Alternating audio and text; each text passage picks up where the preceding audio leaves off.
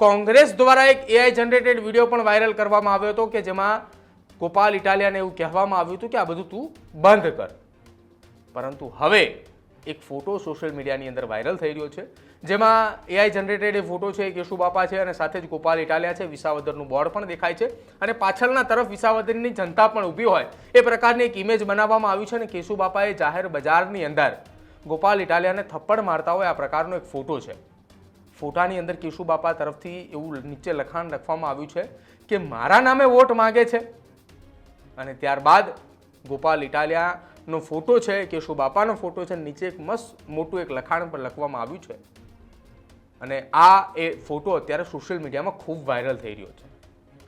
social મીડિયાનો જમાનો છે અને આ સોશિયલ મીડિયાના જમાનાની અંદર વિસાવદરની ચૂંટણી એટલી રોમાંચભરી બની છે કે વિસાવદરની અંદર હવે સોશિયલ મીડિયાનો પૂરેપૂરો ઉપયોગ થઈ રહ્યો છે અને ન માત્ર સોશિયલ મીડિયાનો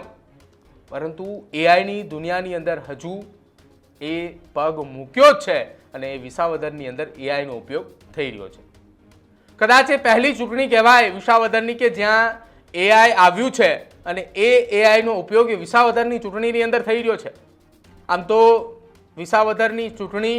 એ ન માત્ર વિસાવદર પૂરતી પરંતુ સમગ્ર ગુજરાતની અંદર ચર્ચાનું એક કેન્દ્ર બન્યું છે, કેમ કે ત્યાં ગોપાલ ઇટાલિયાનું નામાંકન પત્ર ભરવાનું હતું ત્યારે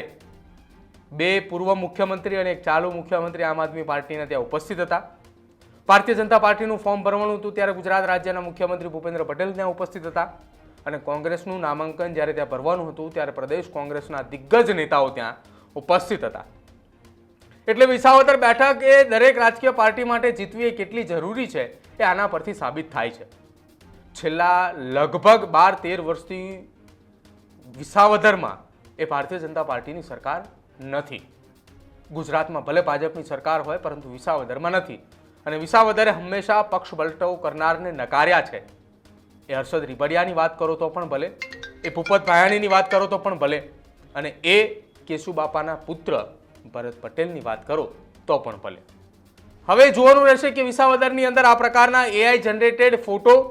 એઆઈ જનરેટેડ વિડીયો એ કેટલા હજુ આગામી સમયમાં વાયરલ થાય છે, કેમ કે ગોપાલ ઇટાલિયાએ આશીર્વાદ માંગતો એક વિડીયો એ તેમના કોઈ સમર્થકોએ બનાવ્યો હોય કે આમ આદમી પાર્ટીના